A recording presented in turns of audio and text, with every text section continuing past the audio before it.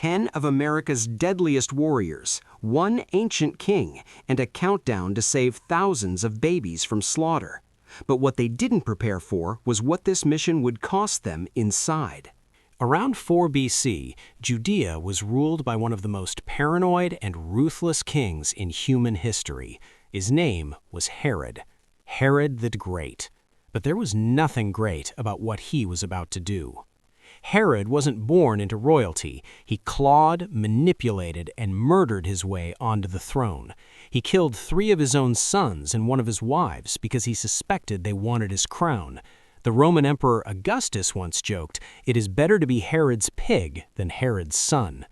So when wise men from the east arrived in Jerusalem asking, "Where is he who was born King of the Jews?" Herod didn't celebrate, he panicked. He told the Magi to find the child and report back, pretending he wanted to worship, but he wanted a target. When the Magi never returned, warned in a dream to leave by another route, Herod's paranoia exploded into pure evil. He issued a decree: kill every male child in Bethlehem and its surrounding regions, 2 years old and under. Not because they were threats, because one of them might be. Soldiers were dispatched, doors were kicked in, mothers screamed. Tiny, innocent lives were ripped away because one man refused to lose his grip on power. History calls it the massacre of the innocents. The prophet Jeremiah's words echoed across centuries. A voice was heard in Ramah, weeping in great mourning, Rachel weeping for her children, refusing to be comforted because they are no more. But what if it didn't have to end that way? What if 10 U.S. Navy SEALs were sent back in time with one mission: stop King Herod's decree before a single child dies? But here's what none of them expected. The greatest danger wouldn't come from Herod's army, it would come from something no training could prepare them for, and it would nearly tear this team apart. If you've ever wondered what happens when modern warriors face ancient evil, subscribe and hit that notification bell, because this story is going somewhere you won't see coming. The team is codenamed Trident Actual. 10 Tier 1 operators with over 140 years of combined combat experience. Team leader, Senior Chief Marcus Rains. 18 years in the teams. The kind of man who never needs to repeat an order. Second in command, Chief Petty Officer Elijah Voss, the team's strategist, speaks 5 languages, a father of 2 boys, ages 1 and 3. That detail will matter later. The briefing is direct. Travel to Bethlehem, approximately 4 BC. Prevent the massacre. Standard loadout, limited ammunition, no extraction timeline. Complete the mission or don't come home. Their critical challenge before departure: language. The locals speak Aramaic. Herod's court uses Greek. Roman soldiers speak Latin. Using classified cognitive enhancement protocols and immersive language downloads, the team gains functional conversational Aramaic in 48 hours. Voss pushes further into working Greek. Their accents are rough, vocabulary limited, but they can understand and be understood. They arrive 3 miles east of Bethlehem at nightfall. Ghost surveys the terrain through night vision optics and speaks into comms. Trident Actual is on the ground. Clock is ticking. They had their weapons and training, but within 6 hours they'd discover something that would force Ghost to make a decision that divided his own team right down the middle. Ghost splits the team into 3 elements. Alpha infiltrates Bethlehem to gather intelligence, Bravo sets overwatch on the roads from Jerusalem, and Charlie scouts evacuation routes. When Alpha enters the village, the first emotional challenge hits without warning. Voss sees toddlers playing near a well, a mother bouncing a baby on her hip, a boy, maybe 18 months old, gripping his mother's hand, the same age as Voss's youngest son, Caleb. "These are the ones they're coming to kill," Voss says quietly.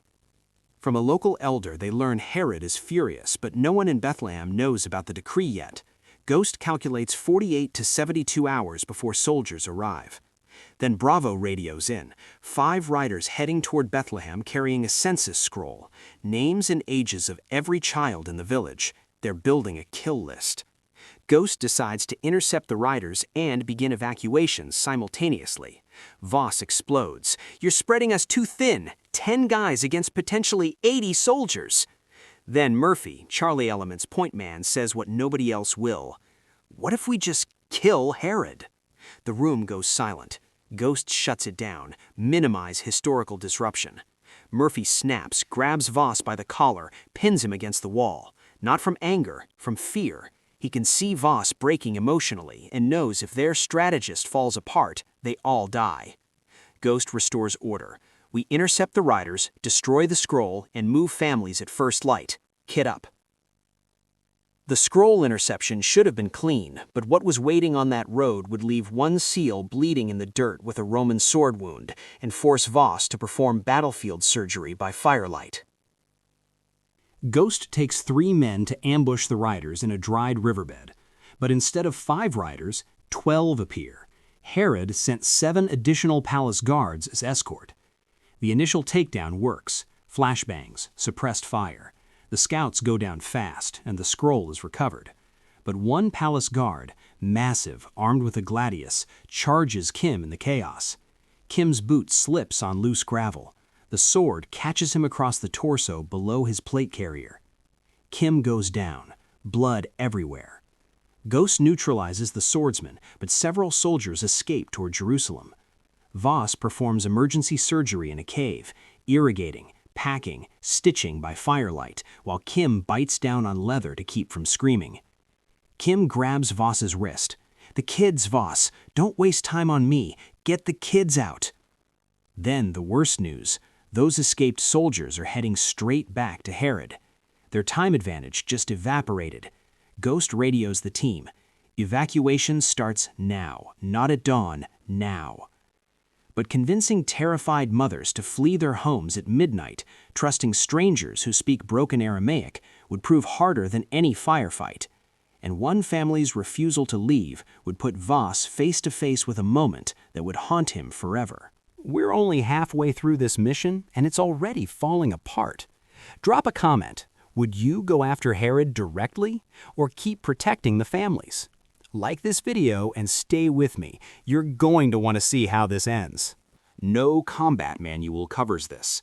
Knocking on a stranger's door at midnight in a language you barely speak, convincing a mother that soldiers are coming to murder her baby. Some families believe quickly. Others refuse. One father, a carpenter named Matan, won't budge. Herod wouldn't dare, not children. Voss pulls out a laminated photo of his own sons, points to it, then to Matan's twin boys. "Mine," he says in Aramaic. Then, pointing to the twins, "Yours." He holds Matan's gaze. "The same." Matan's jaw trembles. He tells his wife to pack. By 0300, 31 families are evacuated, 47 children. But 3 families remain unreached because torchlight appears on the northern ridge. Hooves, metal. Herod's soldiers, 60 of them, hours early. Ghost positions 9 men across Bethlehem's entrance. Suppressed fire and flashbangs create chaos. Soldiers drop with no visible arrows, no sound they recognize. They think it's sorcery. 15 break and run immediately. But the ancient soldiers adapt, closing distance into the streets where the SEAL's range advantage disappears. Ammunition runs critically low. Diaz goes completely dry and picks up a fallen soldier's sword. Then the worst. 5 soldiers bypass the defensive line entirely, heading straight for the evacuation column. 47 children in open terrain. Ghost faces his impossible choice. Pull men from the crumbling center line or let 5 soldiers reach the families. Voss, Murphy, go! They sprint into darkness. What happened next would break Elijah Voss in ways no battlefield ever had, and change him forever. Voss catches the soldiers just as they reach the evacuation column. He can't shoot. Families and soldiers are mixed together. One stray round kills the people he's saving. He drops his rifle and draws his knife. Close combat. Raw. Ancient. A soldier grabs a mother carrying a toddler, She screams, the boy screams. Voss hears Caleb's voice. He tackles the soldier. The man rolls on top, hands around Voss's throat, vision fading. Then Kim appears, wounded, barely standing, bleeding through his bandages, and puts his pistol to the soldier's head. Told you, Kim wheezes, left-handed. All 5 soldiers neutralized, 0 civilian casualties. The toddler crawls to Voss, patting his cheek. Voss breaks. He holds the boy's tiny fingers and weeps. The mother whispers, Toda Rabbah, a great thankfulness. Back in the village, Ghost fires their last flare straight up. The sky explodes in burning red. He walks into the open street, strips off his robes, revealing full tactical gear, and delivers a message in broken Greek Voss feeds through comms. Your king sent you to kill children. We were sent to stop you. Go back. Tell Herod this village is protected. The commander sheathes his sword, turns his horse, rides away. 17 survivors out of 60 follow. Final count, 56 children saved. Every single one. Ghost leaves a scroll with the village elder, a warning to keep their sons hidden, to travel quietly like Joseph and Mary. The elder asks, Who are you? Just soldiers, from far away, sent to do what's right. The elder nods. Then God sent you. As the team walks toward extraction, Voss speaks quietly. 56 kids. I'm going to remember every single one of their faces for the rest of my life. Ghost nods. Good. That's the point.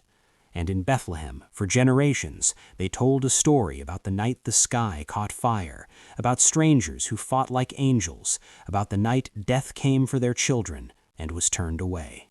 If this story moved you, don't just scroll. Share it with someone. Not for the algorithm, because in a world where innocence is still under attack, stories like this remind us that standing between evil and the helpless isn't fantasy, it's a calling. Subscribe if you believe some fights are always worth fighting.